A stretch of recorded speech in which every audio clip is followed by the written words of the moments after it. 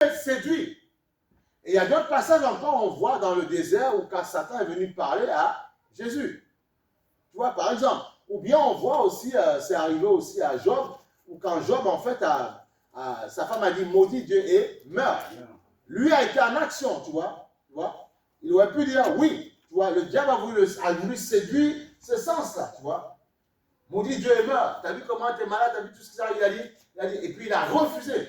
Donc, c'est comme ça qu'on bloque. Mais pour pouvoir le faire, il faut être en permanence en prière. Il faut être en permanence en communion. Et l'une des grâces qui te permet d'être en communion avec Dieu en permanence, c'est d'être toujours dans la joie. Toujours dans la joie. Et quand tu es toujours dans la joie, qu'est-ce qui va se passer? Tu vas attirer la faveur de Dieu sur ta vie et Dieu te permettra de pouvoir repousser facilement les paroles qu'on te dit. Si tu n'es pas en permanence dans la joie, si tu ne pries pas, tu vas absorber tout ce qu'on te dit et tu vas craquer. Amen. Et souvent, c'est ce qui se passe, c'est que comme on ne veille pas assez, watch out, tu vois, on ne veille pas assez, on n'est pas en tour de garde, tu vois, on ne veille pas assez, eh bien l'ennemi peut facilement rentrer. Eh oui. Donc c'est pour ça que Dieu nous demande de prier sans cesse. Prier sans cesse, ça ne veut pas dire qu'il faut avoir une vie religieuse, mais ça veut dire que oui, parfois il va y avoir des combats, parfois des tribulations, parfois des choses difficiles. Ok? Mais le fait de veiller, de prier sans cesse, ça va nous garder. Prier sans cesse, ça ne veut pas dire que H24 est dans le temps en train de prier en étant à genoux, tu vois. Et c'est pour ça que beaucoup ont cette image-là, ils pensent que les gens sont religieux. On n'est pas des religieux. Mais ça veut dire que tout ce qu'on veut accomplir, on a compris que si nous ne prions pas sans cesse, on ne pourra pas accomplir ces choses parce qu'il y a des choses qui vont s'opposer à notre vie.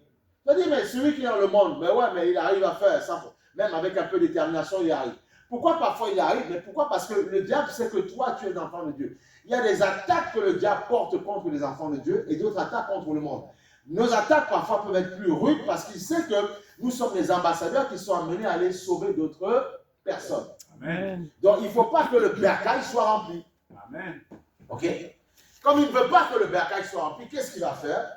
Il va tout faire pour justement nous empêcher de pouvoir être dans la joie, il va nous attrister. Et comme nous serons tristes, nous n'allons pas rentrer dans la domination, dans la grâce de Dieu. Amen. C'est ça qu'il faut comprendre.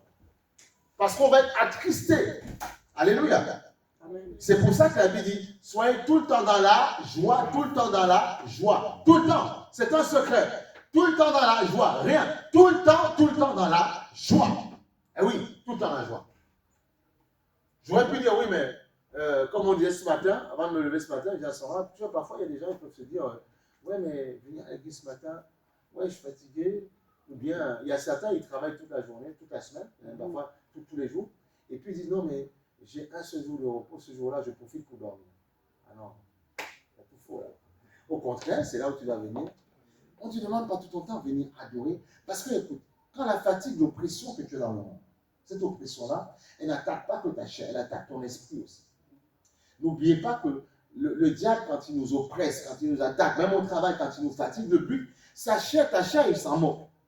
Le but, c'est d'attaquer ton esprit et ton âme. Parce qu'il sait que si ton esprit, ton âme d'abord, et si ton esprit est atteint, c'est fini.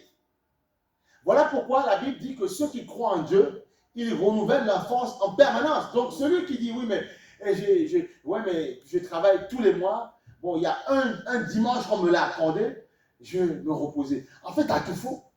C'est-à-dire que tu as dit, Seigneur, je dois faire l'effort, venir parce que j'ai compris que les attaques du diable, comprenez, c'est important. Les attaques du diable dans notre vie n'attaquent pas que notre chair. Non. Le but, c'est d'atteindre ton esprit et ton âme. Alléluia. Est-ce que c'est important de le comprendre? Donc, qu'est-ce qui permet de reposer ton esprit et ton âme? Ce n'est pas le repos. Ce n'est pas dormir sur un lit. Non. Parce que tu peux même beaucoup te reposer, comme des gens qui vont en vacances, ce n'est pas interdit d'y aller. Mais quand ils y vont, parfois, ils reviennent 2 fois plus chargés. Ils ont vu d'autres paysages, ils ont vu pas mal de choses. Là, soit le froid, l'Alaska, pour ceux qui vont dans le nord, ou bien ils ont vu des paysages tropicaux, tu vois. Mais ils reviennent, ils sont toujours fatigués, craqués, parce qu'on les a attaqués là-bas. Ils ont eu des problèmes là-bas, que des problèmes. Je connais une dame qui me disait, quand elle allait dans son pays d'origine, elle allait tout le temps avec des paquets de Doliprane, parce qu'elle savait qu'elle allait avoir des problèmes. Il y a qui dit, donne-moi ci, j'ai pas ci, donne-moi ça, donne-moi ça, donne-moi. Tu vois, donc tu vois, c'est donc elle allait avec des paquets de Doliprane. Il dit, je vais avec mon paquet de mon sachet. À chaque fois que je vais chez le médecin, je demande qu'il me presse au moins 4, 5, 6 boîtes de Doliprane. C'est pour qui? peut-être un problème, mais c'est plus pour moi. Parce qu'à chaque fois, il y a tellement de problèmes, quand ça va me chauffer, je vais prendre un Doliprane pour faire descendre la pression. Tu vois? Parce que les mots, tu vois, c'est ça. Et donc, du coup, parfois, pour certains, le changement n'apporte pas de solution. Non. Ah oui. Parfois, ça mène que des problèmes, des fois. Et c'est là où on doit tout faire pour dire, Seigneur, non, nous voulons nous accrocher à toi. Et en nous accrochant à toi, nous verrons ta gloire. Et il faut tout faire pour chercher la joie. Et c'est la joie de l'Éternel qui est notre force. La joie qui permet de nous garder à un état émotionnel épanoui, heureux, et qui fait en sorte que tu seras plus facilement capable de pouvoir écouter Dieu que d'écouter en fait l'ennemi qui veut t'attaquer.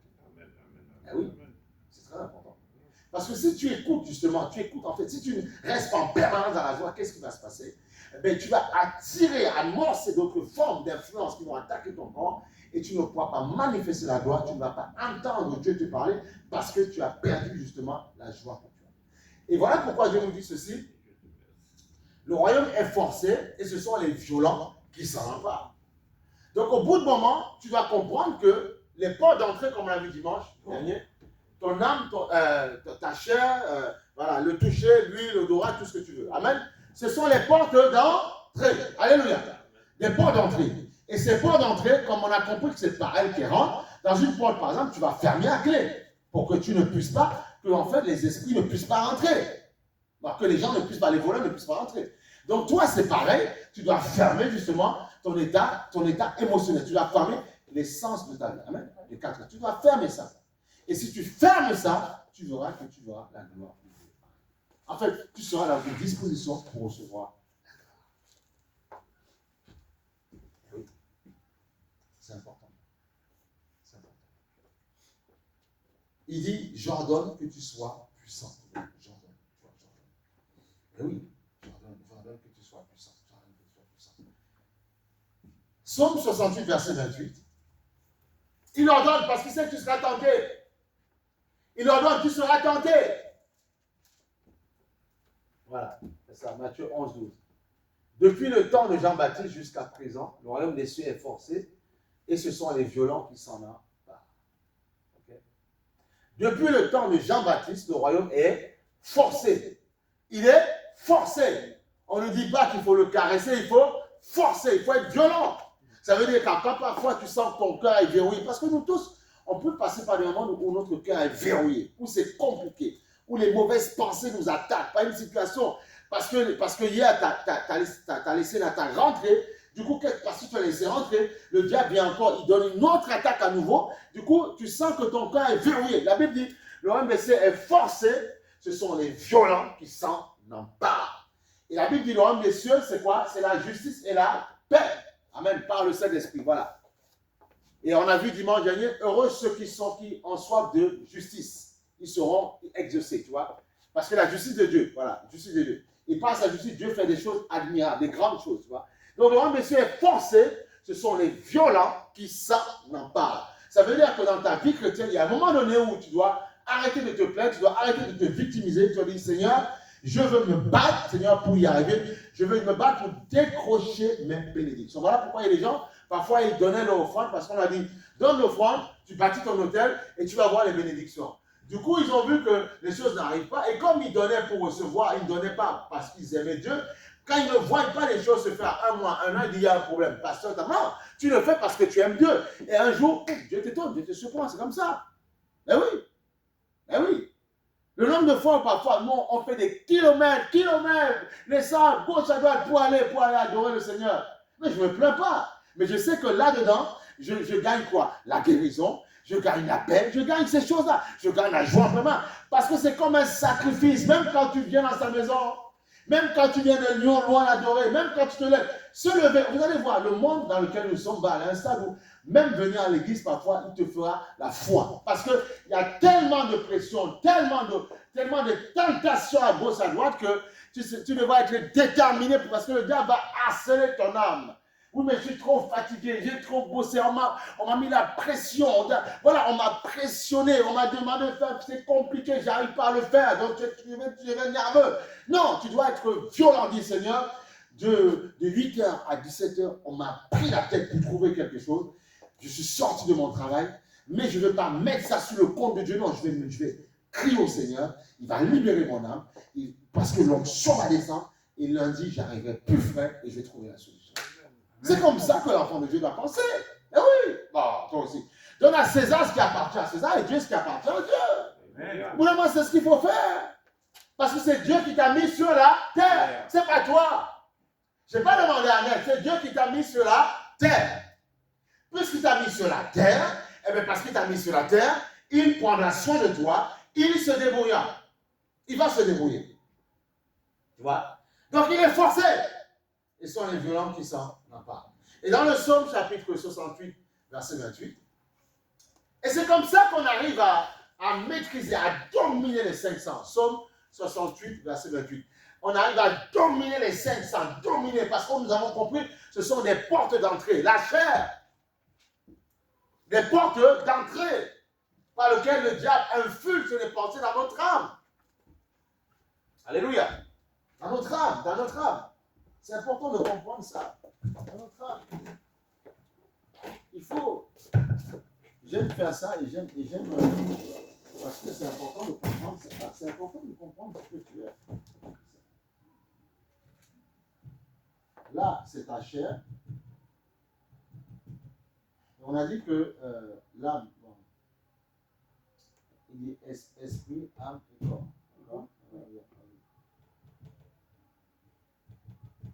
Lui, le diable, lui, s'est attaqué là. Il veut attaquer là. Tu vois? Là, c'est ton âme. Et on sait que l'âme, ces deux-là sont liés en fait. Parce que là, on a dit, dans Lévitique 17, l'âme de tout ce qui vit, c'est son sang. Okay? Et on sait que là, c'est ton corps. Il va attaquer par les pressions de la vie. Tu vois, les pressions, le but, c'est d'attaquer par les pressions de la vie.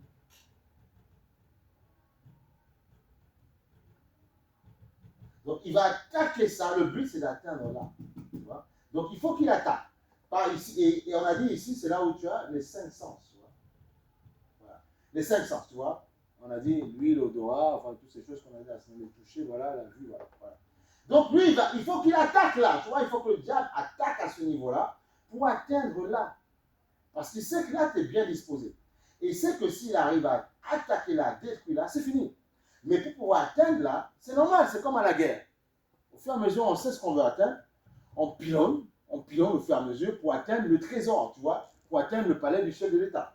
Mais on sait qu'il faut attaquer là, la première, l'artillerie, tout ce que vous voulez. Bon, ceux qui sont dans l'armée connaissent un petit peu mieux que moi. Voilà. Donc, tu vois, c'est ça. Donc, mais il faut qu'on puisse aller étape par étape pour atteindre ce qu'on veut, l'esprit. Ah oui. Tu vois? Donc, il faut. Et on sait que la chair et le sang sont, on a dit, c'est son sang. Donc, ils sont liés, en fait, tu vois. Dans le siège de tes émotions. Enfin, c'est dans ton âme, tes émotions. Ta culture, ton caractère, ta personnalité, c'est dans ton âme. Voilà. Il faut que ce soit très. Il faut le comprendre une fois pour toutes, tu vois. Voilà, la personnalité. Okay? Et Dieu te donne un esprit pour que ton esprit soit une antenne dans le lieu, dans le monde spirituel. Et le diable, sachant ça, même c'est pour ça que certains qui sont dans la sorcellerie, ils arrivent à communiquer avec les démons parce qu'ils connaissent ce principe-là. Ils communiquent avec les démons pour avoir de la force avec leur antenne spirituelle. Et notre esprit, c'est notre antenne spirituelle où on communique avec les anges, avec tout ce que tu fais, avec la ribambelle, de tout ce qu'il y a dans l'esprit. Voilà. Avec le gratin de l'esprit, et tout ça, on communique avec notre esprit. C'est une antenne, comme dans le téléphone, tu as les antennes relais. Tu as un téléphone qui est une antenne, qui communique avec une autre antenne, qui te permet, le téléphone, quand tu appelles, il communique, il attaque une antenne, qu'on appelle une antenne relais, et qui après va attaquer le correspondant avec celui avec qui tu veux joindre. Voilà, c'est tout. Comme ça. Voilà. Donc c'est ça. Et voilà, c'est ça. Il y a ce qu'on appelle l'antenne relais, c'est comme un médiateur, tu vois, qui te permet d'aller vers l'autre. Voilà. Et Christ est notre médiateur vers le Père. Tu vois, c'est ça. Voilà pourquoi il prie au nom de Jésus pour atteindre. Et oui, il faut qu'on décortique l'évangile pour que ce soit plus clair, pour que tu puisses qu'on arrête, parce qu'on te complique tellement, et on aime ça, on aime pas dire, non Seigneur, révélation, mais il y a des choses simples comme ça qu'il faut comprendre, et une fois que tu arrives à les comprendre, tu es plus que vainqueur. Voilà pourquoi il dit les premiers seront les derniers les premiers. Parce qu'il y a des gens qui vont dire, écoutez, arrêtez-moi vos bêtises, vos compliqués, vos affaires d'esprit bizarres. Moi, je veux croire en ce que je suis. Je veux comprendre que je suis 3 parties dans la même entité, d'accord, ce qu'on appelle l'être humain, esprit, âme et corps. Voilà. Et j'ai compris que le diable, j'ai compris qu'il y a un adversaire qui veut attaquer par mes 500, il veut rentrer, il va attaquer là. Parce qu'il sait que s'il prend le contrôle de mon esprit, c'est mort, c'est compliqué, voilà. Amen. Voilà. Parce qu'il sait qu'il y a une chambre forte, une chambre noire, que s'il arrive à attaquer, ça devient compliqué. Ah, voilà pourquoi je dois tout faire. Et à ce niveau-là, au niveau de mon cœur, je dois veiller, je dois mettre la garde pour que mon esprit ne soit pas abattu. Amen. Il dit l'esprit abattu, qui peut le relever? L'esprit abattu, pas l'âme, l'esprit abattu, pas l'âme. Parce que l'âme, on peut, tant que l'esprit est fort, on peut. Il dit, mais l'esprit abattu, qui peut? Tu vois, donc, la Bible n'arrête pas de te parler des 3 parties de ton corps. Mais c'est nous qui ne comprenons pas, on pense que non, on est juste ça. Mais non! Si on te décortique, tu n'es ni noir ni blanc, tu es esprit. Et c'est là qu'il faut, et c'est dans ces dimensions qu'il faut rentrer. Amen. Ah oui, tant que tu te considères selon ta couleur, selon ton peuple, mais tu ne vas pas y arriver. Il faut que tu comprennes que tu es un être spirituel. Et ce schéma-là, c'est important de le comprendre. Une fois que tu comprends ça, tu as la possibilité de grandir et être plus que vainqueur. Tu dis, ah, oh, mon âme est attaquée, ma chair est attaquée, mais dans l'esprit, j'ai la capacité. Alors je fais quoi? Koraba, Shada, Para, Soro. Il dit, édifie ton âme, Karama, Soro, Koriba. Tu vois, tu parles en Kadaba, Shende, parce que tu sais que ton âme est attaquée. Donc parfois, il y a un moment donné, quand tu pries, même de manière, en français, peu importe la langue, tout ce que tu veux, parfois, tu sens que ça ne passe pas. Parce que tu sais que tu entends ce que tu dis et tu sais les souffrances que tu as vécues. Du coup, c'est compliqué, ça ne rentre, c'est pas huilé, ça ne rentre pas. Donc il faut enchaîner avec la prière en langue. Tu ne comprends pas ce que tu dis, mais ton esprit sait. Et là, c'est bon. Et là, tu peux attaquer des trucs, tu attaques 30 minutes, bam, bam, bam. Tant que tu sens que ton corps n'est pas bien, tu continues, tu frappes, tu frappes, tu frappes. Et après, une fois, tu te dis, ah, je me sens plus léger. Tu enchaînes en parlant de tout ce que tu veux. Eh oui, nous sommes une armée. Et l'armée utilise les armes, tu vois. Amen. Les militaires ont plusieurs types d'armes. Quand ils essaient d'utiliser tel missile, ça ne marche pas. Mais ils prennent un qui peut attaquer les bunkers. Voilà, c'est tout. Amen. Ou bien ils vont prendre des avions furtifs, on ne voit pas. Donc ils ont toute une ribambelle d'armes pour pouvoir arriver à détruire l'ennemi. Eh oui. Tu as vu parfois pendant la guerre comment des gens, on les a localisés. Boum, voilà, tu vois. C'est terrible ça. Aujourd'hui, de loin, on arrive à téléguider les missiles. Il n'y a pas besoin de venir. On se met en guide, tu vois. Comme ils jouent à la joystick à la Game Boy. C'est impressionnant. Ils jouent à la Game Boy. Ils jouent, ils calculent, ils savent. Mais c'est vous savez pas, voyez le niveau de performance là où mais c'est là où tu vois que nous sommes vraiment à l'image, en effet. Et c'est ça que l'homme est capable de faire. Parce que Dieu a mis ça en lui. La matière grise. Depuis les États-Unis, tu pilotes avec au joystick à la Game Boy carrément, et tu vas atteindre ce que tu veux, ton objectif. Il y a des moyens hyper puissants aujourd'hui où on arrive, étant ici, à aller voir ce qui se passe là-bas loin, tu vois.